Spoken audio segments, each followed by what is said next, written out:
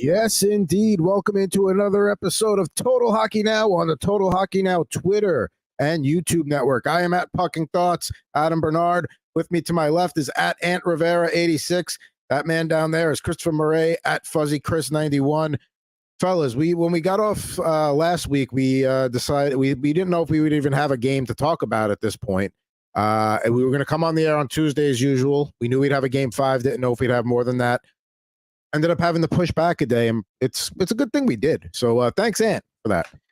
Yeah, my hope was that we would be wrapping up the Stanley Cup. I know Chris had other things in mind because he's got a little money on it, but I thought that we would be wrapping up Stanley Cup because our schedule's next week. I don't know if we're going to be doing a show, but the fact that we come to you today with all this great news and a lot to talk about, and the I guess, prolonging of the Stanley Cup, which has turned out to be a pretty interesting series. I'll say that.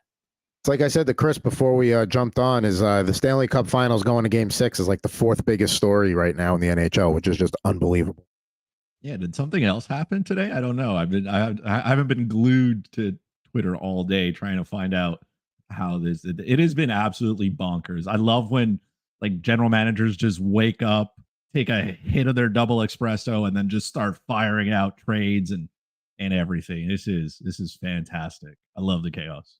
Now, of course, some of this stuff was probably done, but the league asked teams to like hold off on news. But like once you go past Game 5, you got 2 days between Game 5 and Game 6. Like all bets are off. Like would have been a slow news day otherwise, but it certainly isn't anymore. And we got a Devils fan here on the show, so let's not waste any time and get right into what that started everything. The Devils acquire Jacob Markstrom from Calgary for a top 10 protected 2025 first-round pick and defenseman Kevin Ball. You got to be happy that, A, you keep your 10th overall pick in this draft, so you're going to get a quality player there, unless, some other trade comes to fruition. But more than likely, it seems like Tom Fitzgerald wants to keep the pick. You address the need, and now you actually have an actual NHL goalie tandem now. That's nice. Yeah, I got that. Money was retained by almost a third by the Calgary Flames, and Tom Fitzgerald, kudos to him because he's been tuning in to Total Hockey Now. He heard Chris Morace last week talk about the Devils not being able to make any goalie moves, and what does he do? Goes out and gets Markstrom. Much needed move here. That was, to me, what was the missing piece for this Devils team. We saw it in the playoffs last in 2023. Where, they had to go to Kier Schmid because they did not get good goaltending. And then this year, it was just an absolute disaster for the team, not only in net, but defense. It was just a disaster. So it's nice to get an actual goalie, maybe one of the top line goalies in net in Markstrom. Yeah, it was a good move by Tom Fitzgerald. Shout out to him for listening and basically saying, hold my beer, Chris. I got this. Give me a moment. It was impressive that he didn't have to give up the 10th overall pick. He didn't have to give up, prospects. Like, there's nothing wrong with Ball. I think he can, he's still a young player. It takes time for defensemen. He's 6'6" as well. So Calgary stockpiles and another good defenseman. They do get a first-round pick, which is good. We'll find out in what decade it'll be in. But it's definitely a step in the right direction. Now that we have everything in place, New Jersey Devil fans, I don't want to hear any excuses. There's no excuses anymore. You have your Timo Meier, you have your Jack Hughes, Dougie when he's healthy, you have your goalie. So now we're winning Stanley Cups. You have an actual coach. Right, coach that we all like. So now we're here. You know what I mean? There's no excuses. I don't want to hear, if, ands, or buts come, I don't know, next year at this point and saying, oh, we were missing this. Oh, no, you got everything, right? It's not Collar Hellebuck, but Jacob Markstrom is good. He gets to leave Calgary. I guess Calgary's trying to get younger. Calgary's going to get a lot worse too. So that's, the rebuild. Calgary fans probably going to start supporting the Oilers pretty quick, but good for them. They went out, they did what they needed to do. They even got Calgary to retain some money, which is great. It's always needed. So now, Devils, just do your thing, because I don't want to hear any excuses. That's it. There's nothing else. The other thing I'll add to the no excuses part is you looked at the Metropolitan Division this year, and we know Carolina is going to be strong again next year. even if the Rangers make a big change, they're still going to be strong again next year. There's no reason the Devils should not be in third place next year, unless there's some drastic changes amongst the other 5 teams in the Metropolitan. There is no reason the Devils should not be in the top 3 next year. Yeah, if the Devils can't compete in the Metropolitan Division, I don't know where we relegate them to. So figure it out, man.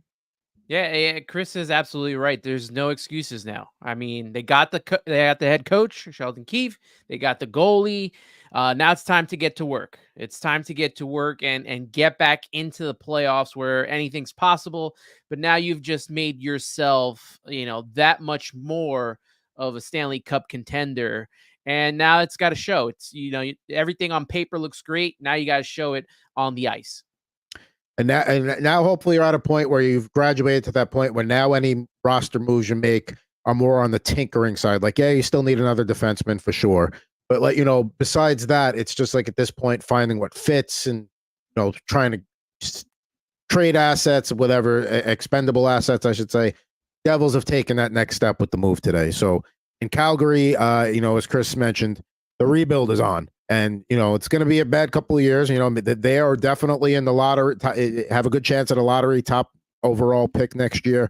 You got a new arena coming, and it's going to be bad to be good, hopefully. We'll get to what the Sharks did in a second. But the other move today that happened involving a goaltender was Pierre-Luc Dubois traded from the Kings to the Washington Capitals for Darcy Kuemper. Straight up. No salary retained, no picks, no prospects, none of that. Just 1-for-1, which just goes to give you an idea of how badly the Kings wanted to get Pierre-Luc Dubois off their cap, out of their locker room. And yes, as Darcy, we've talked about how Darcy Kuemper is not a top goalie on this show in the past. He does have his name on the Stanley Cup, and he's better than David Riddick or Cam Talbot. So the Kings do upgrade in net for what it's worth. I usually, here's what I'll say. When trades are 1-for-1, there's usually a clear loser at some point. I can't remember the last 1-for-1 deal that really worked out where you're going, wow, that was a great trade for both sides. They got something out of it. Usually those trades end up falling apart pretty quickly. I am astonished that 12 months later, the LA Kings have decided they want to move on from Pierre-Luc Dubois. He had a really bad season. We get him. They gave him just a ton of money. They forked it all over. And they went, nah, actually, this is not a good idea. They traded a whole bunch of great players to Winnipeg, and they got 1 year of Pierre-Luc Dubois. And then they traded Pierre-Luc Dubois to Washington, which shout out to Washington, by the way, because that contract was probably so tough for the Kings to move. And Washington, they go out, they acquire the best website for contract information, so we can't have anything. They don't want us to have fun. They got all that stuff and they went, no, we're not even going to use it. This is a good contract. We want to take that, bring this over. We were a borderline hockey team. We made the playoffs because everybody else was terrible. So let's bring in Pierre-Luc Dubois. That should fix everything. This is a lose-lose situation on both sides. The Kings got nothing. I don't think they're getting better. Also, don't forget, Anze Kopitar is getting a little bit older. He's given everything he can to the franchise. Let's not get confused either. Philip Deneau is not elite in terms of scoring. And they still felt comfortable to say, hey, we should ship Pierre-Luc Dubois out. At this point now, he's on his 4th team in 8 years. Maybe he's the problem. I don't know, man. I feel like maybe he's the problem. So good luck in Washington. He's going to have to sell his beach house by Malibu and live somewhere, I'm guessing, in just outside of DC. And, we'll see where he ends up next year or in 2 years. Maybe he's bought out. Yeah, Pierre-Luc Dubois had the case of the Huberdeau-itis because, all the expectations that he had going into LA, same thing as Huberdeau going into Calgary. And, if you are a fantasy, player or owner, whatever, however you want to call yourself, that drafted either one of these players coming off of their big years, you had a rude awakening this season. And it's not like you could just drop these guys because they're one of the topper picks up there. I couldn't drop Huberdeau for a long time until the end of the season. So you're stuck with, what you got from him. And now he's going to a team that's been awful for so long. It's gonna be a tough go for him. I don't know. Maybe he finds himself in there with a less pressure. I mean, I would think that they're gonna maybe have him center with Ovechkin. If that can't get you going, and I understand Ovechkin's at the end of his career, but I mean, the guy's still trying to go for the goal scoring record. That's pretty much all he's got left to play for at this point. He'll get minutes in Washington. He'll get his opportunities. He can't complain about that. Maybe he gets a little bit lost in the Kings there. We all like that move in the offseason. We thought all right, and if he had played up to his abilities, the whole Western Conference playoffs might be different right now. But he just did not do that for the Kings. And, this is probably the last change of scenery chance you get before you just labeled a total bust at this point. So, like we said, if Ovechkin can't get you going, if you're on a line with him, nothing's going to get you going. And then he'll just, play out his days in Washington or eventually get bought out. And for the Kings, you got your goalie tandem for this year. It's Hronek and Kuemper, Darcy Kuemper. Like we said, earlier, it's, it's an upgrade of the slightest proportions, but at least it's a guy that, it's going to be his crease. They know he's going to be the guy. Maybe they'll have a little more confidence in a guy who does have his name on the Stanley Cup. But yeah, anytime it's a 1-for-1, it's I'm going to give you your problem. You give me my we'll swap problems, and hopefully they resolve themselves in their new location. So I think the Kings have a much better chance of having a happy result from their 1-for-1 than Washington, but we'll see. Now, one other trade to get to today. The San Jose Sharks acquired Dellandrea from Dallas for a 2024 fourth-round pick. That is actually Winnipeg's pick they're sending, so they'll still, if they don't finish high in the standings, they'll still retain their fourth-round pick. They also claimed Barclay Goodrow off waivers from the Rangers. As Mr. Jared Moore pointed out on Rip and Riff earlier, he doesn't like it when GMs help bail each other out of problems, because that was a Ranger cap problem. Apparently, this was a pre-arranged thing, so maybe one day the Rangers will have to scratch the Sharks back again because of what San Jose claiming Barclay Goodrow. I don't mind the move. He's going to play. He's going to act as a leader in that locker room for what's going to be a very young team. Dellandrea is 23 years old, so he's another young kid going into the locker room. They're starting to add depth pieces, so that's a good sign that they're like, all right, we're going to have our young core. We'll probably just let them loose and run in the top six. We'll build out the bottom six to be tough, and we'll see what happens this year. There's no playoff expectations, but they have turned that corner a little bit where they're starting to plug roster spots up. Yeah, they need to hit the cap floor. So I guess they're going out to look for bodies that can play in the NHL. Good for Barclay Goodrow going back. Nice.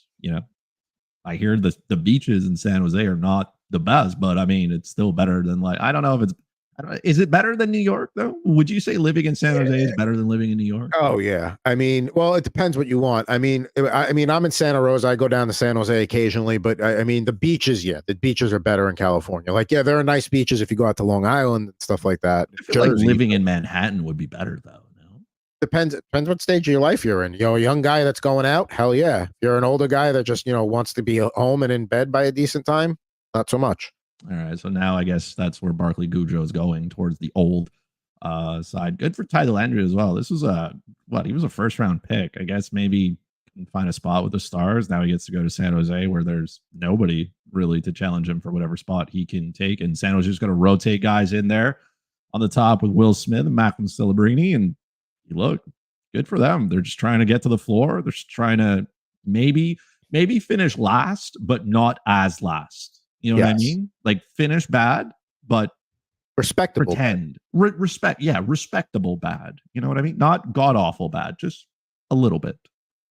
And that was one thing about and it's tough to go through a season like that. And I think that's all the Sharks fan base really wants, is they understand, hey, there's no delusions about going to the playoffs this year. They just don't want to lose on back-to-back nights, 10-1, 11-1. That's all they're asking, and it's not an unreasonable ask. And I think Mike Grier is starting to make the moves to put them in position to start improving. They've bottomed out, is what we'll say. And like we said, a guy like Goodrow, whatever, he provides value and leadership and a bottom six presence. Dellandrea is a nice little lad there, and like you said, he's going to get multiple. He's going to get as many minutes as he wants, as long as he's earned them. Now, one other deal, and this one came down yesterday, and we thought, it's a pretty big deal. And then everything happened to today. But the Canucks signed defenseman Filip Hronek to an 8-year, $58 million deal. $7.25 million AAV. My immediate reaction is this is way too much for Hronek. Like, I know he had that stretch early in the year where he was just racking up assists and he was really playing well, and not that he didn't play bad, but I think this is a little rich, and having 17.1% of your cap tied up in your top defensive pair. And Quinn Hughes deserves what he gets. Filip Hronek, I think sometimes you got to overpay to keep the guys you want and keep things intact, but I don't know. That's a little too much for me. It's, Filip Hronek should send Quinn Hughes a nice little thank you gift for carrying him all the way to that deal. That is a rich contract for Filip Hronek. I think he's a good defense, but you look at the Vancouver Canucks and what they have to do, right? According to Cat Friendly here, rest in peace one day. Like, they still, I don't think they're going to sign Elias Lindholm. I mean, they got some guys. Dakota Joshua needs a contract. He's a UFA. Tyler Myers a UFA, Nikita Zadorov's a UFA. Like, I feel like you needed to do some things, and they've tied up a lot of money. Yes. And nothing wrong with tying up money in Quinn Hughes. And if you want to give Filip Hronek a long-term deal, sure. But that is a lot of money, man. I'm excited to see how this goes, because I don't know why the Canucks like to give out, they didn't give out Oliver Ekman-Larsson's contract. They were very willing to take it, though, and we saw how that went. So I just don't know if Vancouver should have been dolling out money here to Filip Hronek when they got a ton of other things that I feel like they got to worry about. They also have Brock Besser, who's going to need a contract soon again. I'm hoping for the best, but I'm expecting just absolute chaos. It's like, is this a team that's jumping the gun because of the success that not only Quinn Hughes has had, but that the team had this year, where they're like, you know what, let's lock this up now so we don't have to worry about it later. But like you said, they still got a lot more work to do, especially, in that Western Conference where there's a lot of top teams there. So we'll see what happens moving forward with that. Hopefully it works out for them, but like I say, you just never know. Like, it might be too much. I saw somebody had an article about, how Vancouver is planning on going big game hunting this offseason, and Jake Gensel being a top target. But I mean, are you going to have the room with the amount of holes you have on the blue line alone that you got to fill? I mean, I don't know. Maybe we're all, eating our words about this next year when Vancouver's lifting the Stanley Cup, and Filip Hronek is a key part of that. But I think when you have a guy like Quinn Hughes as like your bona fide top defenseman, no doubt about it, the guy on his pairing needs to be a good, solid defensive defenseman guy that doesn't cost you $7+ million a year to help balance that. So that way you can have depth on your second and third pairings. But we'll see what happens. I mean, Vancouver went pretty far this year. You didn't think they'd get that far without Demko, and they almost took Edmonton out. So see what happens. Here's the thing too. They have 5 players under contract, right? So Hughes being one, Hronek. The next one after that is Carson Soucy. You're like, okay. Then they have Noel Juleson and Mark Friedman. So we have 5 defensemen under contract. 3 of those are probably bottom pair guys. So you need to find money now for an entire second pair, and probably a third pair, and maybe some depth, because players get hurt. So like you have to focus on the back end a lot, and defensemen cost money. So if you're going to go out there on July 1st and try to acquire one and spend some money, if I'm an agent and I'm looking at Filip Hronek's deal and I'm saying, well, how much worse am I than him? Maybe I can rack in 5.5, like $5 million is the new $3 million. So I just don't know if, I feel like Vancouver really put himself behind the 8 ball here. And yes, it's good to have Filip Hronek, but what's the opportunity cost? Like, how many guys are you giving up because you have to sign, because you thought you needed to give Hronek 8 years at a ton of money? That's my problem now, because I'm looking at their defense. Whew, that's quite a way to live here. I would expect that top pairing to play 28+ minutes a night for sure every night. That's what that's telling me, if they're tying that much money up in that. So we'll see what Vancouver does. Certainly some holes to fill up front as well. We'll see. They aren't at the cap. They're maybe what of all the teams in the league, they're about halfway down.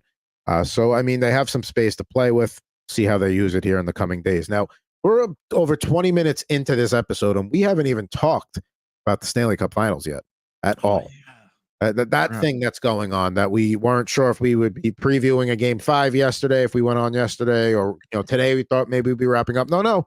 The Panthers are getting dragged back to Edmonton, as the Oilers said, and for the first time in the playoffs, the Panthers are kind of facing some adversity here, aren't we? I mean, when Edmonton won 8-1 in Game 4, I wasn't surprised that Florida lost. I wasn't even surprised that necessarily at the blowout, because you knew Edmonton was going to give their best shot. They weren't going to get swept on home ice and let Florida dance around with the cup, over up there in Rogers Arena.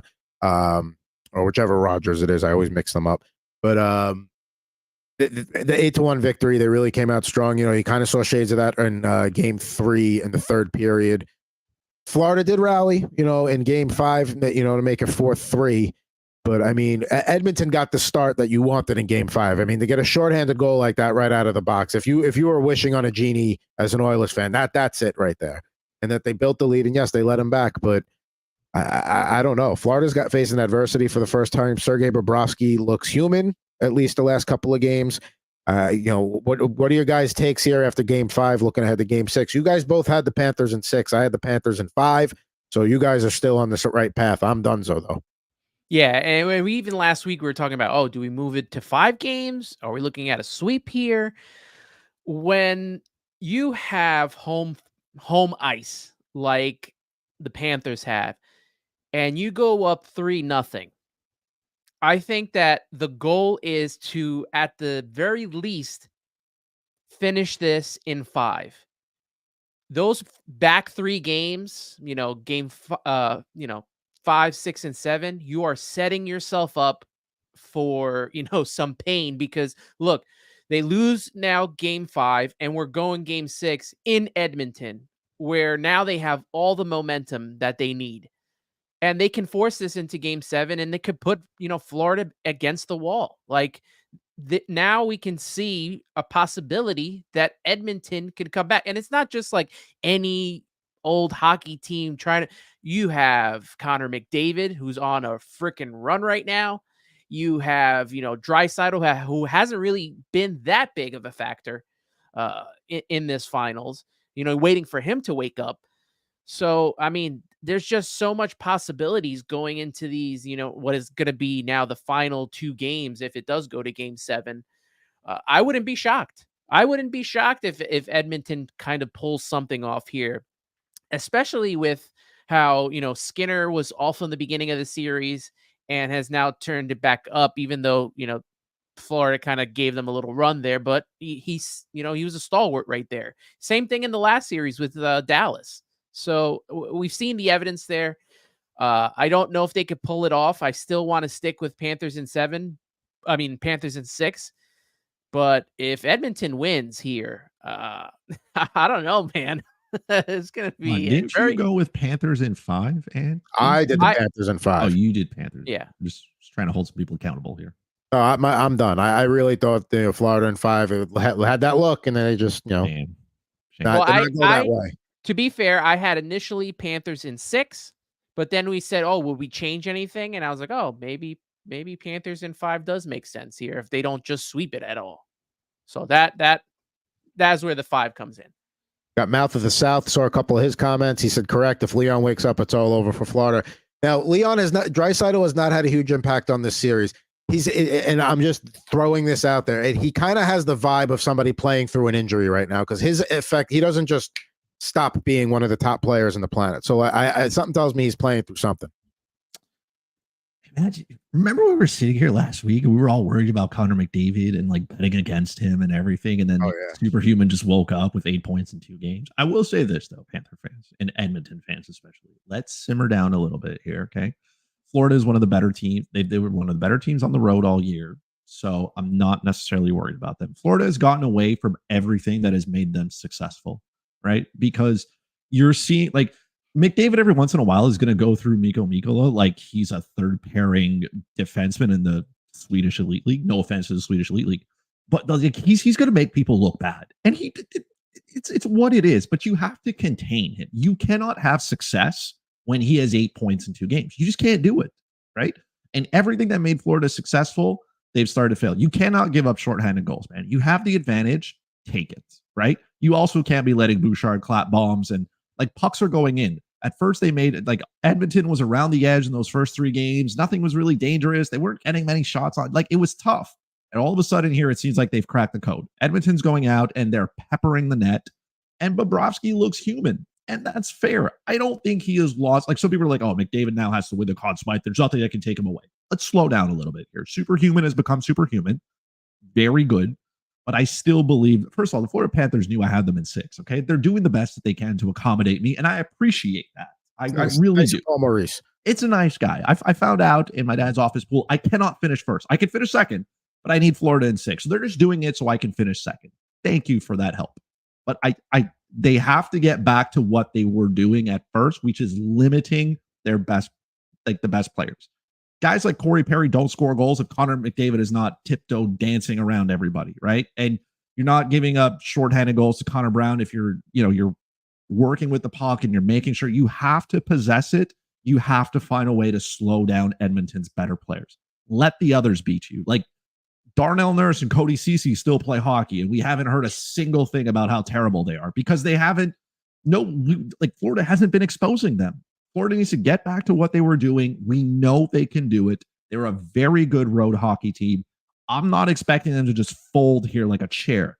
This is a well-coached group. This is a really good team. They have depth. Everybody is, I guess, relatively healthy, if you want to say. They have the tools here, but it is exceptionally important for them.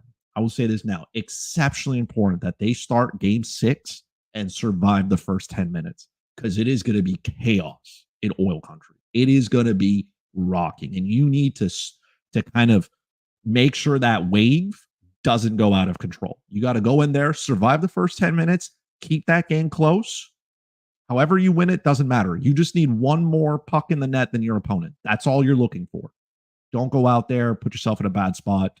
I know it's a lot to try to contain McDavid, but collectively, you got to do it. You got to figure it out.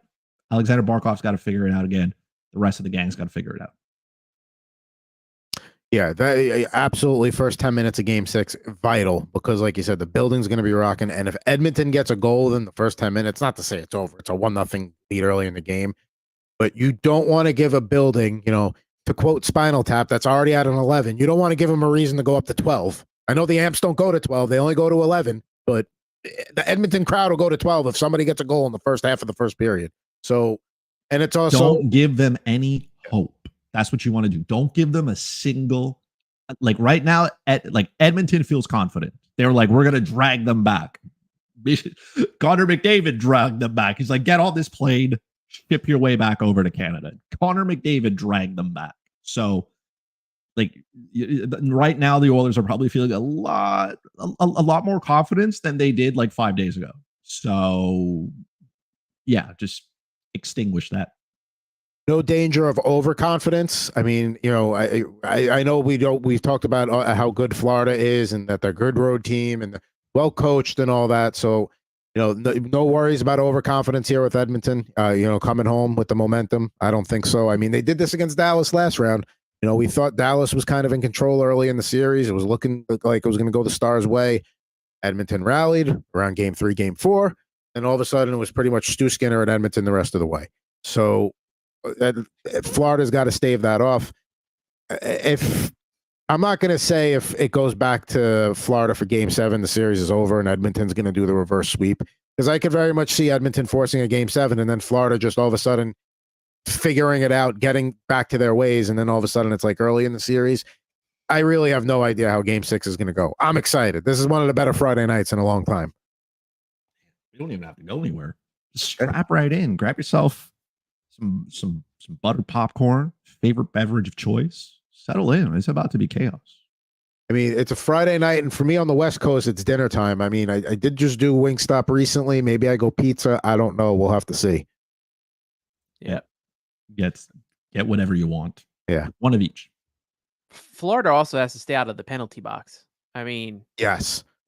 They have 17 more penalty minutes than the Edmonton Oilers. You don't want to, like, especially in these last 2 games, you don't want to be in the penalty box. Like, you don't want to get, like Chris said, you don't want to give the Oilers any hope that they are going to, figure this out. Because if they do win game 6, the pressure is really on Florida at home. Like, that's why that game 5 was so crucial for Florida to finish it off there. Because now you got to go back to Edmonton. You got to deal with the crowd there. And then you could get to come back home. But like, you are under pressure of the fact that you were up 3-0 and now you've just blown that series lead. So it's not looking good for the Panthers at this moment in time, but there's still some time for them to figure this out. They just got to, keep everything calm. We do have to acknowledge the effort Matthew Tkachuk made to keep the puck out of the empty net initially. I mean, sometimes you can make that effort and accidentally knock it in. I mean, to have the peace of mind and the steadiness with your stick to do it like that. And, Oliver Ekman-Larsson, hell of a pinch to make it 4-3 on that goal. That was, I understand you have to do that as a defenseman because you're trying to make something happen, 2-goal deficit, but you did it perfectly. But you also gave up on that play. After the way Matthew Tkachuk swap that out of the net, like, dude, it's game 5 of the Stanley Cup here. You can't be coasting in the corner like that. Chris and I can do that on our Thursday night leagues when the game is over, more than in the books. But it was not in the books there. I can guarantee you, I am pulling no Matthew Tkachuks late. Like, if once I see that puck going the other way, I'm still in the offensive zone. Like, I'm offside by at least 30 feet. I'll stand at the blue line. You work your way back up here. No, I would try to do what Tkachuk would do. I just probably would not come close to having I don't have the success. foot speed at my age anymore. Like, I'm slowly getting on the mid 30s now. My foot speed is down. My shot's not great. I'm just out there for the moral support. If anything, I'm out here. I have all the Matthew Tkachuk like mouth to run, but I just don't have the skill to back it up anymore. Fair enough. We do want to thank Mouth of the South for keeping us company here today on Total Hockey Now here on he's on YouTube but also on Twitter. Adam, I can't wait. 30 million Canadians are gonna be watching Game 6. We only have 40 million Canadians, so I do think a 75 share is about right for a Game 6 there, and hopefully forcing a Game 7. Now, of course, we've been talking Conn Smythe odds every week here. We got to go one more week for it. Let's get the Conn Smythe odds up on the screen. And yeah, Connor McDavid was a plus 500 last week. Now he's minus 175. Next closest would be Sasha Barkov at plus 250, who was a plus 480 last week. Sergei Bobrovsky plus 700 now. Last week, he was the odds-on favorite at minus 160. A couple of losses like that will set him back. Although I am curious, if he posts a shutout in Game 6 to win, does that vault him back? Has Connor McDavid had a good enough playoffs to get it as a losing member is the other question we have to ask. Because basically at this point, you look at everybody else. Matthew Tkachuk is plus 5,000. Last week he was 2,400, but then it gets to be plus 30,000 and plus 50,000 after that. So they're not off the board, but you're talking about a hat trick to get themselves back. And even so, I mean, those are the two questions right there. Is A, McDavid the Conn Smythe winner no matter what? B, does Bobrovsky have to get a shutout and one of these to take over the top otherwise, or is it Barkov if Florida holds on? So those are the questions I have here. I think it's McDavid whether they win or lose. All right. I posted this on our Twitter page or X page, whatever you want to call it. But Connor McDavid, when facing elimination in these playoffs, in 4 games, 3 goals, 8 assists, 11 points. I mean, the guy has been unstoppable, especially over the last couple of games as well. And he's the face of the league. I mean, like, he's gonna have a couple extra points for that as well. I think what he's done has been amazing, right? But if Florida wins, Sergei Bobrovsky lifts the Conn Smythe. There's enough skill on both sides. There's a player from both sides that you can take. So I have a hard time understanding how, like, it's exceptionally hard to win the Conn Smythe and lose the Stanley Cup. It's really, really hard. And not to take anything away from McDavid, because he has earned every single accolade that he has gotten. There's no question about that. He is dragging this team with him. He is a force that cannot be stopped. But if the Panthers win, in part it's because of Sergei Bobrovsky. Actually, not in part. He is the reason they took Game 1. So for me to sit here, look at them and go, take everything that Sergei Bobrovsky has done and throw it in the trash because of 2 games that have not gone well. It's not all on him either. His team has not provided him with a ton of support. He's not the one taking penalties. He's not the one allowing odd man rushes. It's through no fault of his own that McDavid's dancing around 4 guys. There's only so much like you can do as a goalie, but you can definitely impact the game. So for the Panthers to be in this spot right now is because of Sergei Bobrovsky as well. Has he come back down to earth? Yes, but we also expected the Oilers to be a lot better than they were at the beginning, and they are. So if Florida has to win in order for Bobrovsky to take, I would take Bobrovsky at plus 700 now. You're telling me it was minus 160 and now I get that kind of value on it? Absolutely, I'll take it. Those are the 2 winners for me. It's McDavid if Edmonton wins the cup. It's Sergei Bobrovsky if Florida wins it, because they're going to need Bobrovsky to stop the puck at some point. And he's demonstrated that he can do that, right? I know he's gone through a phase where he wasn't able to stop the puck. He seems to be okay with doing it. It's a slight blimp here. We're seeing the best of the Edmonton Oilers. I'm not ready to sell my Sergei Bobrovsky shares just yet. Not willing. I'm not willing to give it to Connor, because even if he has a great game 6 and a game 7, if they don't win, like, I don't know. To me, it's just Bobrovsky's done enough to earn it. Now he's got to solidify it. Let me ask this, and my buddy texted me like, oh, McDavid's only got, at that point, it was like, he only has 6 goals in the playoffs. I'm like, right, but he's also got more assists than anybody's ever had combined points in a single playoff campaign. I know more games than other, but whatever. He's having if McDavid starts lighting the lamp in these 2 games, let's say he finishes with 3 or 4 goals here, and now even if they lose, that doesn't change your mind now that he's gotten into double-digit scoring and he's got 40+ points in a single playoff campaign? It is remarkable what he has done. Like, he's in a conversation with Mario Lemieux and Wayne Gretzky. Like, that's like, there's no better than that, right? But what do those 2 players have though? They have the Stanley Cup. So, like, I get it.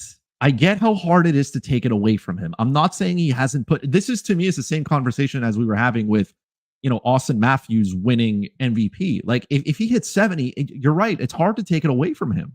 But there were a lot of us who were willing to give it to somebody else based on the things that they did and what they needed to achieve. And the Conn Smythe is definitely the most valuable player to his team in the playoffs. I get what it's Connor McDavid, man. I understand that. But in terms of value today, Sergei Bobrovsky gives you the best value for it. And the impact that Bobrovsky would need to have in order for them to win, especially with this adversity, it's right there for him. It's right there for the taking. We know that when Bobrovsky's on his game, he makes a difference. When he's off it, I mean, look how bad the Panthers are, right? He is an X factor for the team. Maybe not on the same level that Connor McDavid is, but I'm not willing to take it away from Sergei Bobrovsky. He would have to implode. And again, if he implodes, Florida's not winning the Stanley Cup. So I don't have to worry about that. McDavid has 10 more points than the next Oiler, which is Bouchard, has 20 more points than Tkachuk, who leads for Florida. He's been leading throughout this whole playoffs in points. You go to the goaltending, right? And I know it's all the teams aren't playing, but I look at the top 4 that were left: Ottinger, Shesterkin, and Bobrovsky is not better in goals against. He's not better in save percentage. Like, I know he's playing more games now, but like, he wasn't even the best out of those 4 goalies that were available there. Which I guess if they win, I don't know. I don't know. I don't think it's like a shoo-in for Bobrovsky. So here's my take on how the series goes. If the Edmonton Oilers win in any fashion, it's McDavid's Conn Smythe, unless Stuart Skinner has 2 50+ save shutouts to get them there, and even then, I'm probably still giving it to McDavid. If Florida wins in 6 or 7, and Bobrovsky gets a shutout in one of those 2 games, then I would give it to him. If it's just a pedestrian performance that he didn't lose the game for them, I have to give it to Barkov. I got to go to safe money there, because Barkov has been a consistent presence throughout the playoffs. We've all heard on the American telecast, Sean McDonough and Ray Ferraro just waxed poetically about Barkov. Messier said during one of the intermission reports, this is one of the best defensive hockey efforts I've ever seen out of a single player. I mean, or it was a Gretzky, whoever it was. But with Bobrovsky, it's tough for me to give it to a goalie in a series where he got pulled. I'm not saying it's his fault. It's just tough in a series like that. And then especially if it goes to a 7th game, I don't know if he can get it. But if Bobrovsky plays well in game 6, I can understand that a little bit more. But I just think because you have a quality candidate like Barkov right there, Bobrovsky has to have like a big performance, a shutout, one goal against with 35 plus saves, something like that, to get back in that conversation. So that's where I stand on that. I'm tempted to say McDavid in 7, even if the Oilers lose, because it's been that kind of playoffs. But I think either Bobrovsky or Barkov or somebody would have to step up in game 7 to stop the bleeding, to make sure they get the cup, that it would be enough to put them over the hump instead of giving it to a losing player, which hasn't happened since 2003 with Jean-Sebastien Giguère. You will have Devils fans that say Brodeur played better than him in that series. So one more thing on Bobrovsky, right? Because this is the Conn Smythe for the entire playoffs. Look at the losses that they've had, right? Loss in Tampa, gave up 6 goals. Loss against Boston, 5 goals. There's one that he gave up only 2. Another 5-goal game that they lost, 8 and 5. Well, I mean, he was pulled, I think, at the 4 or the 5 mark in that game. So I know Stolarz probably gave up a few of those in the 8-1 game. But no, I see what you're saying. When it's bad, it's bad. So that's the blemish there. And if you didn't have a steady, consistent guy like Barkov, who's had the playoff, and that's the thing. I know they say it's the whole playoff campaign, but let's be real. It's usually the last 2 rounds that you're getting evaluated on. I don't think anybody's looking at what Connor McDavid did in the King series in the first round, or what Barkov did against the Lightning in the first round, and really weighing that into their evaluation. So, yeah, the odds are there, but at this point, it's McDavid's to lose. But hey, you got 2 decent options there, both at plus money for Florida. If you think they're gonna stay, come home with the cup either in game 6 or 7. I'm sorry I'm sorry, McDavid. I hope he doesn't watch this on the plane. I hope he's busy playing poker or something. But I don't want to wake him up. But it's just not. It's not for him. Yeah, keep focus on that. I don't think we have to worry about them watching. So maybe in the summer when they're catching up, but not right now. Not this week. Yeah. Let's just keep this on the down low. Share it with your friends. Don't at McDavid in it. But I'm sticking to my Bobrovsky. I understand everything that Connor McDavid has done, and it's hard to take it away from him and stuff like that. But if Florida's winning this series because Bob did his job, I can't take it away from him, because he is proven, like Anna said, when it's bad, it's bad. But when it's good, though, like he's very good. He's a difference maker. So, and it's a goalie. Like goalies are, They haven't gotten it a lot recently. Jonathan Quick got it back in 14 or 12. I forget which year he got it. But yeah, they're few and far. But Tim Thomas, I think, got it the year the Bruins beat it. But I mean, it's few and far between after that, going prior to that. So there you go. Conn Smythe odds, Stanley Cup Game 6 preview. We've taken we've taken you all the way through here, and we're not going to be with you next week when we're on vacation. So maybe we'll see about doing some sort of wrap up on the season, but we will be back with you first week in July. It is time though for quick hits. Got to run through a couple of things. First of all, AHL Calder Cup update. Coachella Valley leads the series 2-1 after Hershey took game 1 on the road. Coachella Valley has taken the last 2 here. Game 3 last night, Max McCormick potted a hat trick, including an empty netter there, and a 6-2 win. Shane Wright had a goal and 2 assists. Coland and Cale Fleury each had 2 assists. Game 4 and Game 5 both in Coachella Valley this week. And then Game 6 and 7 Thursday and Saturday, respectively. So no game tomorrow night. So that's hopefully NHL Network's throwing that on. And then Game 5 Saturday. Game 6 and 7 would be Monday and Wednesday if necessary, although that is rough to go head-to-head with Game 7 of the Stanley Cup Finals with Game 6 of the Calder Cup. That I don't know who made that decision, but no bueno. Shortly after Don Waddell took over as Blue Jackets GM, head coach Pascal Vincent was let go, so we now have another NHL coaching vacancy after the Sharks hired Ryan Warsofsky last week to fill their spot. Don's former team, the Carolina Hurricanes, promoted Tulsky to GM earlier this week as well. Just quickly on the draft here, We talked about, the Devils are likely going to use that 10th overall pick themselves now that they addressed the goaltending need. We know Macklin Celebrini is going first overall. Blackhawks are likely going to take Artem Levshunov second overall. Not a lock, but that's the way they're leaning. What are you looking at, Chris, for 5? Who do you want to fall there for you? Caden Lindstrom. I feel like it's a wide open spot for Montreal. There's so many ways that they can go. I don't think they're taking a defenseman, and if that's the situation they get put in, then maybe they move back in the draft a couple of spots. That management will get crucified if they take another defenseman. Like they're like riots in the street kind of thing right now, even though it would probably be the best decision, but it's not it. Lindstrom's a big boy, man, big centerman, kid out of the WHL, all the keywords that give GMs a stiffy. He's right there. So there's no, you know what I mean? Like the only reason they don't take him is he's not there. I've heard a lot of talk about, Taj Ginla and everything, and that's great. Ginla's going to be a great player, I assume. Probably like his dad, a little feisty, he's got more skill, relatively subjective, right? But he's been able to fill the net. He was very good in the playoffs. But to me, that opportunity to grab a centerman and a talented one, I know Montreal wants to play Kirby Dach down the middle. You most certainly can. I think Dach becomes that Swiss Army knife that you can move to the wing and you can kind of balance it out. And getting a big boy like Lindstrom, like Nick Suzuki's, to me, he is an elite centerman. I don't want to hear it. Okay. Elite centerman. He will be on Team Canada's roster for the Olympics, but Lindstrom's a 6'3" boy. Like you cannot pass up on those guys who are just towers. You know what I mean? Like it's really hard. So I hope he's there. But there are a ton of ways this can go for Montreal. I wouldn't be surprised with anything that they do. Fair enough. I agree. I mean, I think you're right. You got to go Lindstrom, but the odds indicate there's a lot of different directions they could go there because they're all pretty close together. So there we go.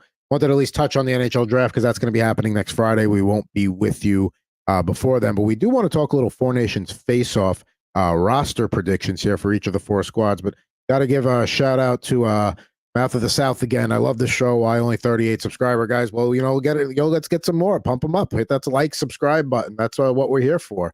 Share the video. Share the video. We're going to be here. Listen, and like I said, we're taking next week off, but we're here pretty much weekly throughout the year. And I can't wait for our summer mock draft series. So, and we got a non-hockey mock draft coming up to close the show. So before we get there, let's talk a Four Nations face-off here. Let's get the Team USA roster on the screen. We'll start there. So here's the name of the game. From each group of players I've put in there, a lot of these are based off NHL.com's predictions, but I've added a couple of guys. You got to cut 2 forwards, 1 defenseman, and 1 goalie from each team. So let's go easier first. The goaltenders at the bottom. Now, this is the only team where cutting a goalie is a problem. Connor Hellebuck, Thatcher Demko, Jake Attinger, Jeremy Swayman. Literally, the other 3 teams, whoever you cut here, would probably start on the other 3 teams. So that's how deep the U.S. goaltending is. I would cut. Easy for me. I'm cutting Thatcher Demko. I mean, Connor Hellebuck's got a Vezina. Jeremy Swayman is proven he can be elite. Jake Ottinger, like at that point, Jake Ottinger doesn't even play. So, like to me, it's like your top goalie and then your second best. Nothing wrong with Thatcher Demko. Just he's the odd man out here. That is a stacked goaltending, though. Like America's goaltending is in really good hands. Indeed, it is. I think I'm cutting Demko and Hellebuck. I'm going to keep Swayman and Ottinger there. Well, you can keep 3 because you dress 2. Wow, you're just you're slashing out here. You're okay. I thought I heard you say you cut 2 forwards, 1 D, 1 goalie. Gotcha. Okay. Oh yeah, so it's Demko. So I would agree. Although the thing I do like about Demko is he's one of those goalies where when he gets super hot, that's it. You're not scoring on him. It doesn't matter. Jake Ottinger is probably the more consistent of the 2. Swayman, after the way he played in that series, the first 2 rounds of the playoffs, even against Florida in a losing effort. So yeah, I'd cut Demko too, just because of the injury proneness, but I don't like doing it. Moving on to the defensemen, Quinn Hughes is a lock, McAvoy's a lock, Adam Fox, Jacob Slavin locks. Now you can. This is where it gets to be cut territory from one of these guys: Zach Werenski, Brock Faber, Jacob Trouba, John Carlson. I think I know which direction most of you are going to go here, but cut 1 defenseman here. Yeah, Adam, I'm sorry. It's got to be true, but I don't need him sending anyone in a hospital in this exhibition For a friendly tournament. for a friendly tournament. I don't need him sending anyone to the hospital. It should be Trouba, but thank God we are, not NHL, GMs are constructing this roster, because they would probably cut Brock Faber because he's not old enough. But like, even if he doesn't play much, he's still more valid. Like, Jacob Trouba can put you in a situation you don't want to be in, but he's one of those defensemen who can probably like try to play against your opponent's best, shut down, bring the physical. Like, Brock Faber's not a physical guy. He's not out here playing against the best, but so he would be like the easy like cut, right? Because you don't have to think about it. But Jacob Trouba is the one who will get you in trouble for something. So if I was running Team USA, I would make sure Jacob Trouba's off my roster, and I'll take my chances with Brock Faber. Yeah, I'm gonna. I know it's a friendly tournament, but you're gonna want some edge and toughness on your blue line, and that's what Trouba does. And I say a prayer for all the members of the other teams and hope that they make it through the tournament unscathed with him on the blue line. I'm gonna go John Carlson. I know we were big on his bounce back campaign this year. I think he started to show his age a little bit, and that doesn't mean he can't rebound when he has one full season of like getting back in the groove. Because let's face it, a facial injury is not something you want to. That takes time. But at this point, I would keep Faber because I like the young upside there and what he can bring. I would probably cut Carlson, but I do recognize that Carlson is that like veteran presence, but you can get that with McAvoy and Werenski and Slavin. So I'm okay cutting Carlson there. Now, amongst the forward group, you see him there: Austin Matthews, Jack Hughes, Matthew Tkachuk, Brady Tkachuk, Jason Robertson, Jack Eichel, JT Miller, Kyle Connor, Clayton Keller, Dylan Larkin, Tage Thompson, Brock Besser, Alex DeBrincat, Patrick Kane, and Cole Caulfield. You got to get rid of two. Go back to Chris. And I know it's not going to be Caulfield. No, Patrick Kane, easy one. I mean, he's too old now at this point. No offense, Patrick, but showtime is gone. I'm going to go maybe a little bit off here. Some of you may not think of it. I'm going to cut Jason Robertson. Oh, that's an interesting Jason Robertson. There are a ton. This US, like down the middle, is pretty stacked. Austin Matthews, Jack Hughes. You could play right. Jack Eichel probably down the middle as well. JT Miller can play the middle. Dylan Larkin can play the middle. Tage Thompson. So centerman, you can move to the wing, and you can probably like some guys are going to have to play on their off positions and to me, there's so much that those players can do already. Like if I'm putting I'm getting more out of JT Miller than I overall as a player than Jason Robertson. I can get the same production out of Kyle Connor, right? I think I can get the same production with Clayton Keller. I think I can get the same production with Brock Besser, right? I can certainly get it with Cole Caulfield and Alex DeBrincat. Like there's a lot of guys who can do more than what Jason Robertson has. Jason Robertson's a great player, absolutely great player, but I don't know. He's to me the guy who sticks out here a little bit, right? Because all the other guys, like Jason Robertson, is paced out a little bit here. I'm looking at him as a guy who can shoot the puck a ton, and he didn't do a lot of that this year. And if you're going to be on a line with guys like Austin Matthews, who fires the puck already, Jack Hughes fires the puck. There are lots of guys on this team who can shoot the puck. I just feel like Jason Robertson may be the odd one out here. And he's not playing a defensive game. I'm not having him out there to play defense, right? So you got Robertson and Kane going. And who are your cuts? Yeah, if this was last decade, this be a lot harder to get rid of Patrick Kane, but he's just too old now. Like, just look at that rest of that forwards roster. I could not have him, be a part of that group right there. They're nice and young. I think I would go with, Kyle Connor. Oh, spicy. Yeah. I don't know.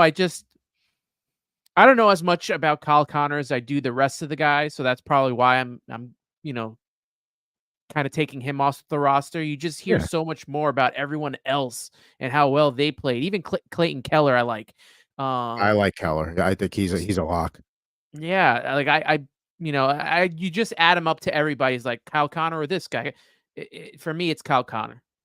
I'm going to go, and I'll be the third one. As much as, nostalgia purposes, you want to see Kane maybe get a gold medal with Team USA on that kind of stage. Just, a little too old. You don't want to take a guy with hip issues. So he's one. Alex DeBrincat's going to be my other one. There's nobody else amongst that forward group I want to get. I know he got off to a strong start last year and had his stretches, but he faded. So, and no fault to him for wanting out of Ottawa. In hindsight, people called him a crybaby. I don't know if I'd want to be there either, wasting away prime years. But he's the odd man out for me on this team. So that is Team USA here. Let's go over to the next one. Let's talk about Chris's team, Team Canada. And we got again, a stacked roster here.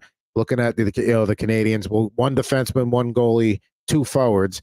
Let's start with the goaltenders. So Stuart Skinner, I'd say, is a lock. But then after that, you can't go wrong with picking any of the other two or three to stay. I'm going to say Connor Ingram, and that's nothing against him. He looked very sharp with the Coyotes this year and soon to be with Utah. I know he's on the rise, but Stu Skinner has certainly earned his spot. Aiden Hill has won a championship, and I know people are going to be like, oh, Jordan Binnington, but it's like you got to have one veteran presence there. And right now, Canada's goaltending landscape is not that great.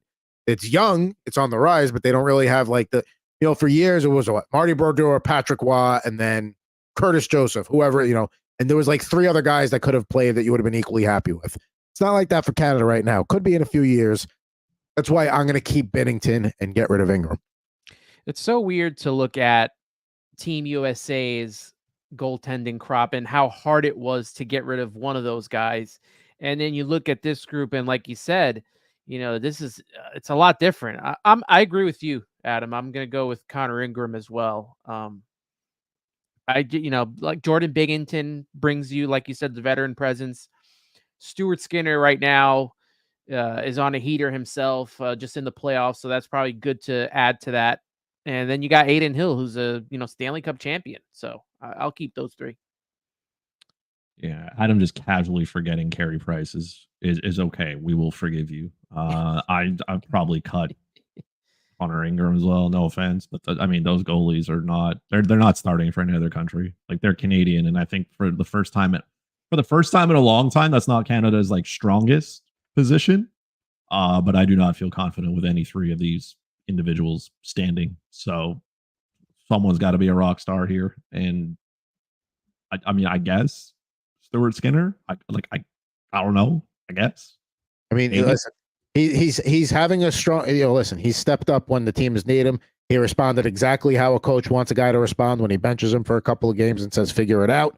So he's done everything to start on that team. So he would be my guy, and then probably Aiden Hill is the backup. Looking at the defenseman, Cale Makar is a lock. Noah Dobson, I think, has played himself into being a lock. Same for Josh Morrissey and Evan Bouchard. So those are four. And now you got Vince Dunn, Devin Taves, Drew Doughty, Dougie Hamilton. I'd keep Hamilton in there. I would keep Doughty in there. I know he's older, but the guy still plays a lot and still is rock solid in his own end and provides some veteran presence that doesn't really exist otherwise. If I got to make a cut between Vince Dunn and Devin Taves, I'm probably going to cut Dunn, but it's close. I want Taves' defensive presence more, but that's really a coin flip there for me. Yeah, I think it's done. I think it's done for me. Dunn is done for me. Dunn is done. I am cutting Drew Doughty. No question about it. Cale Makar is right, like you said. He could play with Devin Taves. They play together 5-on-5 with Colorado. That's fine. Noah Dobson and Vince Dunn could be a really good pair that can shut down the opposing teams. Dobson's a great skater. Vince Dunn is a good defensive. Morrissey and then Bouchard and Hamilton. Bouchard maybe doesn't play the most. I think maybe he's the first quarterback, the first player on the top PP. We know he's got the bomb. What is Drew Doughty going to do? I get that he plays a lot, but is he significantly better than a Vince Dunn or a Noah Dobson? No. So he's not if he's not, I'm not rolling him out 25 minutes a night. That's for sure. And I can get really good defensive play. All those, even Evan Bouchard, he's not terrible defensively, but there are a lot of good defensemen here who play important minutes for their team. I don't need an aging Drew Doughty. There's more than enough leadership up top there. When you have a team when we get to the forwards there with Sidney Crosby on it, you don't need any leadership on the back end. We'll deal with that. Doughty's he's got 2 straight 50-point campaigns. He's still putting the puck in the net on the power play, at 7 power play goals last season. So, and again, we're splitting hairs here. It's not like, oh my God, Drew Doughty is significantly worse than any of these other guys. It's just, somebody's got to go. So looking at the forward group, McDavid's a lock, McKinnon's a lock, Crosby's a lock. I mean, Hyman at this point, I mean, you have to put him there with the chemistry he's got with McDavid, Marner, Marchand, Barzal, Connor Bedard, Braden Point, Mark Stone, Sam Reinert, Robert Thomas, Steven Stamkos, Bo Horvat, and Mark Scheifele. Got to cut 2. Chris, this is your team. Big decision here up front. Who are you cutting? This one is a little bit tougher. There are a ton of studs on that team. Canada is going to be led via their goal scoring. There's no question about that. I would probably cut Bo Horvat just because I don't like he's not playing in the top 6, and I can't see him playing a very good defensive role. Right? Like I don't know what I'm getting from him there. I also would probably let Robert Thomas go, and through no fault of his own. I think Steven Stamkos is good. I think he can still be an option on the power play. He can score. He can play center. Maybe that's not the position for him, but he can also play the wing. He plays with Braden Point, so I think that short-term chemistry is there. I did keep Mark Stone around just because he is good defensively. He can take pucks away. If he's healthy, he's effective, and he can play, I guess, that bottom 6 role where it's a player who's not going to hurt you, and you don't have to look for him to be the offensive catalyst to this team. There's more than enough guys up top there who can, drag him around. He's not going to play with the fastest players on the earth, but he can play his part the same way Brad Marchand would. Like I think he can be a good two-way presence there to make sure, it can't just be all run and gun for Canada. They need guys who can play well defensively. They need guys who can play well in their own zone. Brad Marchand is one of those players. Mark Stone is one of those players as well. I do have Horvat mistakenly listed with Toronto. That's a typo. Obviously, he's with the Islanders for the foreseeable future. I am taking out Mark Stone because I don't know if he's going to even be able to make it through a tournament. If he can stay healthy enough to make it through at the the tournament. beginning of the year, he only falls on IR in February. That's which is when the tournament's going to be, though. I mean, that's prime Mark Stone getting hurt season. He's going to be just fine. Don't worry. He's going to get hurt after that when Vegas needs the cap space. He's going to get hurt. I'm not going to say it. Maybe in this tournament, and that's going to lead to Vegas having the cap spot so they can go out and add somebody else. See? Well, if I was Vegas, I wouldn't want him playing. That's for sure. And the other one I'm going with is Matthew Barzal. I don't know. I thought he was really going to turn it on once Tavares left. They had that one year where they were really awesome together, and you were like, oh man, this is going to be the next, superstar. And then he just hasn't been that guy. I don't know. He just doesn't, out of the rest of that roster, he's the one for me that's like the least of the guys I would keep. I'm going to cut McDavid and Crosby. No, I mean, they still might win all the games even without him, but no, the 2 guys I'm going to cut, I'll agree with Horvat. I think, not a knock against him. Maybe a few years ago, he's still on the team, but it's just too many. And I'll say between Barzal and Thomas, I'm going to keep, I'll keep Barzal. Robert Thomas will be the other guy I cut there. I mean, again, no knock on them. It's just, there's too much talent up there. Somebody's got to go. And they got plenty of talent down the middle. So there you go. It will be Thomas and Horvat for me. So next up on the list here, 2 teams to go before we get to the Condiments draft and mask off. Before we take a couple of weeks off here, let's talk team Finland here. Finland, we got the top options there.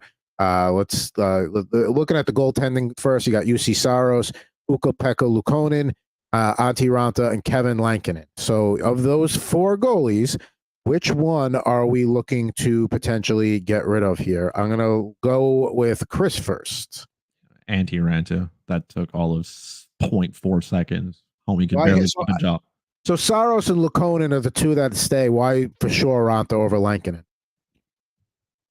Let Kevin Lankinen sit there. I don't know. It's not going to matter, right? He can room with UC Saros. There you go.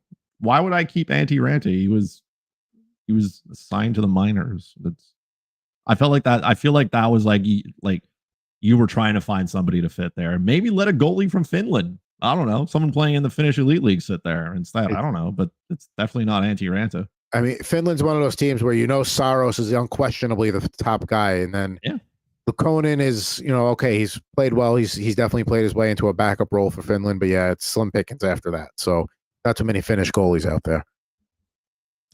Yeah, I gotta agree with Chris here. Like, it wouldn't hurt if Soros and Lankinen are together. I mean, right? Like, They're already together. Maybe they're like right. a little Yeah, comfort factor. I see nothing wrong with that. All right, so we'll go over to where it's the defenseman there. You got Miro Heiskanen and Asa Lindell from Dallas, Henry Jokiharju from Buffalo, Nico Mikkola from the Panthers, Yanni Hankapaa from Dallas, Rasmus Ristolainen from Philadelphia, Juuso Valimaki from Arizona, soon to be Utah, and Oli Mata from Detroit. I like the way. I think it comes down to Valimaki or Mata as the guys that you're going to cut, and I'm going to say Mata only because I like the way Valimaki moves the puck a little bit more. Yeah, I'm a big Valimaki guy. I'm gonna keep him as well. Dallas has too many defensemen on there. All right, we'll give him that top line. We're gonna take out Honky Pa. Damn. I will definitely get rid of Alimado. Again, I don't know how he got here. Because I needed a seventh defenseman in order. There you go. And now we're sending him back. Sorry, Alimado. There you go. Or repack your suitcase. You're going home. Now they've got a very tough forward group to play against here. You got Rupe Hintz, Mikko Rantanen, Sebastian Aho, Alexander Barkov, Matthias Michelli, Teuvo Teravainen, Mikael Granlund, Eli Tolvanen, Eric Howla, Anton Lundell, Jesperi Kotkaniemi, Arturi Lehkonen, Eetu Luosterainen, Patrick Laine, and Capo Kakko. So we got to cut two from here. And as much as I would love to see a Ranger skate, I don't think Kakko has done enough to earn the spot here. I know maybe playing with his, Finnish brethren maybe would get him going, but I just don't think he's done enough to get there. And the other cut, I think Finland's game is going to have to be trying to keep the other teams off the scoreboard rather than playing a keep-up game. So that's why I'm going to take Patrick Laine off. I think he's just a little too inconsistent.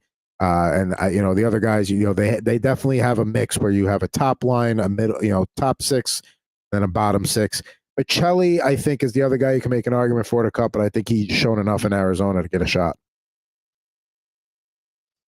That's fair. I'm gonna cut Jesperi Kotkaniemi.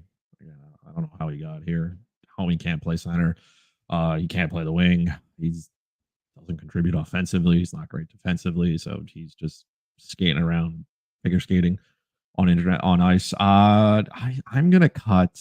I'm gonna keep Patrick Laine. I'm gonna cut Michelli here. Patrick, like Finland's got to score, right? Like it's still the name of the game. They are deep down the middle. There's no question about that. Sebastian Aho and Alexander Barkov, good luck finding space when those two are on the ice. But outside of that, like Mikko Rantanen is the only top elite scorer, right? So good teams are going to figure out where they got to go. Like if somebody else here beats me, good for you. But Laine can, like he can shoot the puck and he can score, right? There's not much outside of that, but he can be a guy who at least opposite side of Mikko Rantanen gives Finland another scoring option. Laine can shoot the puck. He's a good player. He, I don't know. I would much rather have my hopes there. Same thing with Kakko. Like I know it hasn't been great, but the upside, I guess, is there. So I'll take it. And I don't know. I just don't want to give up on Patrick Laine. Yeah. I think he could be in the next one. I don't know. For Kakko. His scoring is what intrigues me. His scoring, right? Okay, fair enough. He gives me hope. He's like that on and off again boyfriend that you have. Like he shows glimpses of it, but he's going to let you down at some point. But you still hold on to him. Yeah, that's Patrick Laine to me. Yeah, I get it. And what do you got? Yeah, he's out. All right, he's like me. Goes out. Come on. And like maybe the next one. Maybe he'll finally figure it out. Just like oh man, what's his name? Figured it out. Your other top draft pick. I can't think of. Lafreniere. Yeah, maybe he'll figure it out like Lafreniere did at some point. But yeah, but for this, yeah, he's out for me, and Michelli as well. All right, so we got Finland down. Now it's time to go to Team Sweden. So here we go. Let's start with the goaltending. Ullmark, Jacob Markstrom. Well, I listed as Calgary when I made this graphic, but has been traded since then. Filip Gustafsson and Samuel Ersson. But I think we can all agree Samuel Larson is just included for being included for the sake of this game, and he's the guy we're removing. So he is out. I'm taking out Markstrom so he doesn't get hurt because we kind of need him in net. There's nothing wrong with that, with being selfish, because it's a 2-week tournament versus an 82-game season. On defense, you got Rasmus Anderson, Rasmus Dahlin, Matthias Ekholm, Victor Edmond, Erik Karlsson, Adam Larson, Gustav Forsling, and Marcus Pettersson. I think Pettersson's got to be the guy to go. He played okay for Pittsburgh last year. I think he's on the team next tournament, but it's really tough for me to get rid of any of those other guys. Yeah, I agree with that one. I'm going to cut Matthias Ekholm. Wow. I mean, Dahlin can play on both sides, right? Victor Hedman can play on both sides.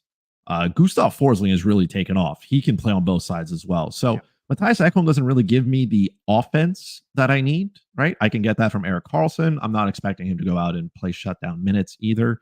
Adam Larson, the same thing. Like, maybe it's a tie between Matthias Ekholm and Adam Larson. I just like Larson's, I guess, ability. Marcus Pettersson is just going to be the guy who's there, right? He's not going to play much. He's going to be the guy who maybe rotates in at some point.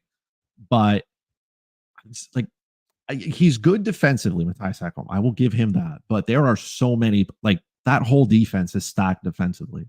So what does he bring me more of? Like, am I going to have enough space for him? I don't know. I'll take my chances with everybody else there that also has an upside to their game. But the number one thing Team Sweden has on defense, though, they are sound defensively. That's no question about that. They're going to be able. Those are some really good players on the back end that can stick up and do what they need to do. So I'm sorry, Matthias. Just sorry. And it's gonna. Who are you cutting on defense? Yeah. Oh, I agreed with you. I said Pettersson. All right. So there we go. Pettersson gone, and now we go to the forwards before we wrap this up and get to our condiments draft. We're going extended today because we're off next week. I overbooked the show today. Mikael Backlund, Jesper Bratt, Leo Carlsson, Joel Eriksson Ek, Filip Forsberg, William Karlsson, Adrian Kempe, Gabriel Landeskog, Elias Lindholm, William Nylander, Elias Pettersson, Lucas Raymond, Mika Zibanejad, Gustav Nyquist, and Ricard Raquel, a.k.a. Dick Rack. Let's see here. I'm going to cut Lucas Raymond because I feel like him and Gustav Nyquist are kind of the same player, and I'm going to take the veteran guy who came on last year versus the younger guy who's inconsistent. And I know Raquel has been on past teams. I don't think he makes the cut this time around. So I'm going to cut Raymond and Raquel. I do want to get Leo Carlsson on there. I know it didn't work out for Kakko, but I do like that, young player getting to play with a lot of older guys for future tournaments. You get to absorb and be around those guys. That's nice. I would agree with you, Raquel. Is Landeskog, is that like a sympathy put on there? Like, he hasn't played. How long hasn't he played for? He should be back next year. If he's coming back for the first time in who knows how long, I don't want him playing in this tournament. That's a fair point. I mean, he hasn't played in is it like a couple of years now? He's been year out? and a half. Yeah, no, I mean, he's got to go for me. I mean, if he was fully healthy, it's a totally different story. But the guy's coming back from a major injury. Nah, he's not playing if I'm Colorado. I'm gonna cut Leo Carlsson. I haven't seen enough from him just yet. There were a lot of games during the regular season where he didn't play on back-to-backs because they were trying to rest him. And there's so many center options here for Team Sweden. They're stacked down the middle as well. They don't need to put this kid in if he's not going to play in the top 6, where is he going to play? Right? Like, he's not going out there to play against, I don't know, a shutdown role, because you don't need that because all of Team Sweden's a shutdown, right? So I'm just, I don't know. I could probably get somebody else in there that'll give me something more, like you said, like a veteran like Gustav Nyquist or something like that. I would much rather a player like that. I'm going to keep Gabe Landeskog there just because I understand the risk, but the leader that he is and the type of game that he can play, Team Sweden doesn't have another player like that. They don't have a Gabriel Landeskog. Like, they don't have a player who can score, kill penalties, throw some weight. They don't have that guy. So Gabe Landeskog got to stay there, take an extra cortisol shot. I don't know, man. Drink your lemon juice, whatever works. I'm going to cut Ricard Raquel. I don't know what he's doing here again. Yeah, he's an old veteran that it's a honorary inclusion. Dick Rick here can go home, spend some time with the family. Absolutely, take the time off and enjoy and get rest up for the rest of watch the tournament. You know what I mean? Have fun. Yeah, exactly. All right, so there we go. So yeah, we went through the Four Nations face-off teams. We're quickly going to do a condiments and salad dressing draft because why the heck not? Let's get that done here. And before, so we had to change up the order today because the last time it was the same, and I didn't want to have it the same for a third time. So let's get this going right here and get it up on the screen. So Anthony is going to pick first today. Chris is going to go second, and I'm going to go third. So without further ado, Anthony, you are on the clock. Remember, you have one condiment, one salad dressing, and 3 flex spots. You are on the clock, and what is going to be your first pick? I'm extremely excited for the first pick here, and I will be going condiment. I have to go with my favorite condiment, the honey mustard. The honey mustard off the board. Now, that could be the salad dressing too, but I thought it made more sense to be as a condiment than a salad dressing. But it is fries, chicken fingers, boneless wings, you name it. You can put on a sandwich. I think that's a strong first pick. Might have been able to wait, but nonetheless, I still think you got to get your guys, right? Yeah. Chris, you are on the clock. I'm going to take Tabasco. I enjoy Tabasco. I can put it in anything, really. Hot sauce, the same thing as well. I'm glad you paired all that as one. I will put hot sauce in any type of sauce, just continuing to pile up there. So I'm definitely going to take the Tabasco sriracha hot sauce combination. That's a W. I mean, the 2 big picks early off the board here. I love that I'm picking at the turn. Let's see what I got to do here. I think I love mustard. I think it's great on sandwiches. I think it's great on hot dogs. I do think, as much as people will say other mustards are better than yellow, for me, on a hot dog, there's nothing better than just a plain old French's yellow mustard on there. And you can mix it with other things too. So mustard's going to be my first pick off the board. And I don't know how ketchup can still be sitting here going into a second round. It's versatile. You can do a lot. I don't like it on hot dogs at all. I will say that. But it can go on eggs, fries, a lot of things there for ketchup. So I'm going to get my first flex taken care of and take 2 of the most classic condiments right off the board. Okay. I am a difficult eater in life. I don't also like condiments, really. I can eat like a hamburger with nothing in it. That's absolutely fine. I'm gonna go salad dressing here. This might be the only one I really enjoy. I'm gonna go oil and vinegar. That's what my dad used to put on my salad. Oil and vinegar. Just pop that right in there and move on. Most people have olive oil. Most people have balsamic vinegar, white vinegar lying around, or red vinegar. So oil and vinegar, easy one for me. The good thing about me with eating salads is I can eat it without any dressing. So dressings don't really thread the needle for me. I'm going to stick with condiments, and I am shocked that the buffalo sauce made it all the way back to me. I am taking that one in a heartbeat. And you go twice here. So on the turn, what are we picking up here on the way back? I love myself a good fish and chips. Got to have tartar sauce with that. I'm going to take a tartar sauce. No, if that had gotten back to me, I might have taken that at the turn. That's a good pick there because I'm not a big seafood person, but tartar sauce is good. Where's back? I will go with barbecue sauce.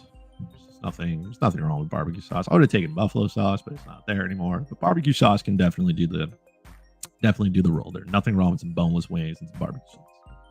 So there you go. Barbecue sauce, a classic condiment there. Kind of sad to see that one go. Now I get to go twice here. Mayonnaise still on the board. I can't, my wife would kill me if I let mayonnaise go this far and didn't take it. So I got to get them off the board there.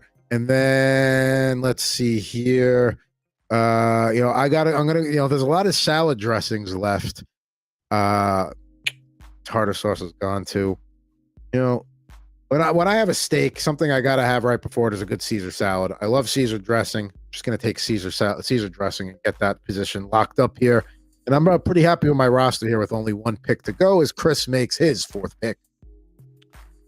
I'm going to go back to salad dressings because probably the ones now. I'm just looking for things I can tolerate. Balsamic vinaigrette. I mean, it's basically oil and vinegar. I mean, it's not far. So take balsamic vinaigrette. That's All right. That's a pretty safe one. Let's take the balsamic vinaigrette. Very healthy. Always good on a salad. Always hits the spot there. So now Anthony's got 2 spots to fill to wrap his team up. I will say I'm shocked that there was no beer cheese in here for the big gigantic pretzels. That would have been a nice little take. I feel like right that's there. its own class of like. It's I right. think Like, it's in the is it dips. really condiment? Like, No, I think it's more of a dip. I guess so. That's why salsa's not in here and things like Yeah. that. Okay. We might have to do one of those, but I don't know how many of those there are. Trashed. Yeah, we'll do that. I will take my first salad dressing. And since you took Caesar, which is really basically the only dressing that I usually have a salad with, the only other dressing I have a salad with is ginger dressing. I love a good ginger dressing. All right, so there you go. He fills his salad dressing spot with ginger dressing. Still got one more pick to make here, my friend. Yep. I'm going to go back to condiments, and I also like Greek food. I'll take tzatziki sauce. Strong pick in the last round. Some people would have grabbed that earlier, but there you go. That's a nice value pick to round out your team. Honey mustard, buffalo sauce, tartar sauce, tzatziki sauce with a ginger salad dressing. Nice blend there. Chris, There's so much here. I basically got everything I wanted. That's good. I'm glad you did. I mean, you got a very happy refrigerator now. I guess it's a toss up here. I already have oil and vinegar, so I don't like. I would have thought maybe Greek, but I don't know what kind of Greek it is. So I'm gonna go with the safe bet, which is gonna be steak sauce. Steak sauce on, is a good condiment on a burger or on a steak where it belongs. So I will take that. The rest of those choices are just absolutely horrendous. I feel like, isn't Greek dressing like a mix of balsamic, oil and vinegar, and then also like maybe some what's the cheese that they put in the sauce Feta. Feta. Like, isn't that like a mixture of the three? It could be, but I already have oil and vinegar. I already have balsamic. Like, I feel like then I would just be hacking on.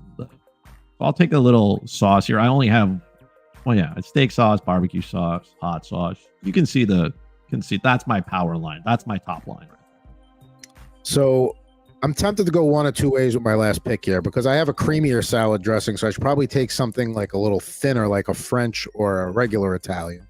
I do love French dressing, but it's a little close to ketchup. So I don't know if I want to have that as one of the only condiments in my refrigerator. What I'm going to do here is I'm actually going to take relish because ketchup and mayo basically makes Russian dressing. And then if you throw relish in there, you have Thousand Island. So you get a lot of bang for your buck there. I've got hot dogs, burgers, sandwiches, all covered. And, I have a good salad dressing that if I was the only one I could eat for the rest of my life was Caesar, I'd be okay with that. So I'm surprised there was I'm not surprised that there were a lot of salad dressings left. Although I am surprised ranch is left because in California, that would have been a first round pick. Oh, sure. That also could be a condiment. Some people do dip their, chicken and stuff in ranch as well. Buffalo wings, that's for sure. I think it's more salad dressing than condiment / dip, but it absolutely could be.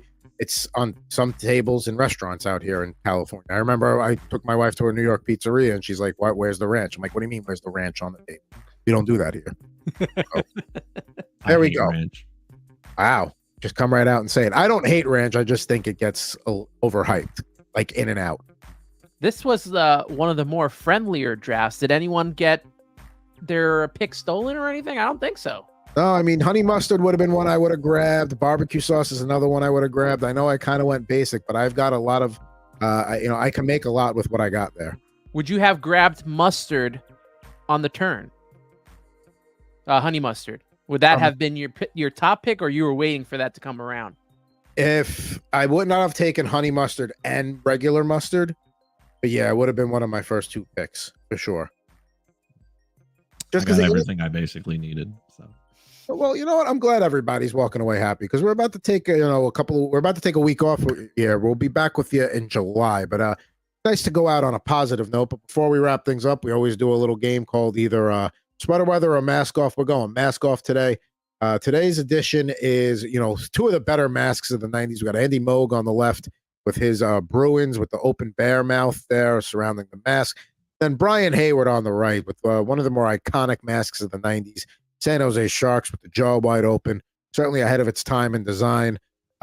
Fellas, which goalie mask are you taking if between these two? Or are you just going to say, you know what? I don't want either. I'm going to, hold off. I'm going to say, first off, I like both of them. I think they're both solid masks. But I don't think the bear can open his mouth that big. The shark, most definitely. So I'm going with Brian Hayward's. So Anthony going with the animal anatomy aspect and saying that can't happen. It's not like a snake unhinging its jaw. I'm going to go with the shark. I will say this. I'm not a fan of either one, but I get this is the 90s. So like, okay. You know what I mean? Like those are very like basic masks for like today. It's kind of like Marty Brodeur's mask is iconic, but it was definitely basic. So I'm looking for a little bit of like flamboyance here, but I will not bank it because I feel like that is unfair. So if I was a goalie and I was to pick one, because for the 90s, like you said, this was a great choice. These were, iconic in what they are. I will go with the shark though, just because I prefer sharks over bears as an animal. So the Andy Moog mask is reminiscent of the Cujo mask, and to me, that's Cujo. So I mean, his is a dog, that's a bear, but let's face it, 90s painting, those two look pretty similar. Cujo at least changed the color scheme no matter what team he's on. One day we'll do a Cujo face-off just on his masks alone because it's iconic. I got to go Sharks here. I mean, we're making it a clean sweep. There's no way I'm not taking Brian Hayward here. Just a genius idea. The way the teal looks at the top, got the sparkles in there. I had a Chevy Camaro that was a similar color to the top part of Brian Hayward's mask, so maybe a little sentimentality there. But nonetheless, we got a clean sweep for the Sharks. So this time, mask off. It's again, we end on a nice positive note here. Look at us making friends here. I mean, it doesn't happen every week, but it's nice when it does. With the exception of Patrick Laine and everything else, we did well. Well done. I'm a little disappointed in myself because I had a lovely little aisle here for us to pick condiments from, and I forgot to switch to that for our condiments draft. So that's my bad. But we all got what we wanted out of the aisle, so it was fine. How very Darnell Nurse of you. That was Darnell. We're gonna make that a thing here. That was a Darnell. That was a Darnell Nurse. I pulled that. I'm sorry. That's okay. Well, we forgive you. All right. Now, don't forget, Anthony's got Grimace and Mets coverage going on over at Subway to Shea on his podcast. That's it, dude. You're gonna have to start eating McDonald's if your season turns around. Anytime the Mets score 5 runs or more, McDonald's fries are free. It used to be a free iced Coke, and now it's free fries. So I might be going to McDonald's shortly. Well, they good scored for 5 you. Good yesterday. Good for you. I mean, I'm sure it's a small fry, but still, free fries are free fries. Free fries, man. Chris has his work over at the Slapshot podcast. What were you going to say, Chris? No, I mean, the Montreal Canadiens used to do a thing where if the Montreal Canadiens scored the first goal, then the next day you can get a free medium fry from McDonald's. Sweet.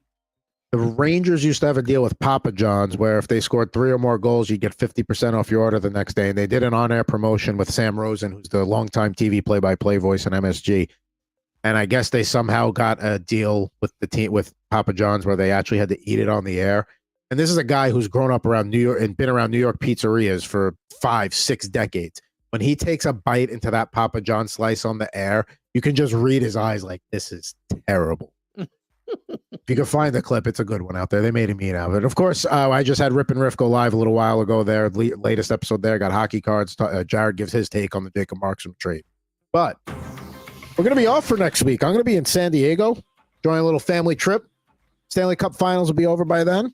But when we come back in July, we'll have a little free agency talk. We'll put a wrap on the draft and all that good stuff. And please, we'll be on social media, though. So don't forget to follow us on YouTube at Total Hockey Now, on X or Twitter at Total Hockey Now, and also coverage over on Facebook at Total Hockey Now. But for at Ant Rivera 86 and for at Fuzzy Chris 91, I'm at Pucking Thoughts. Going to see you next month. We'll see you in July for the next episode of Total Hockey Now on the Total Hockey Now Twitter and YouTube network.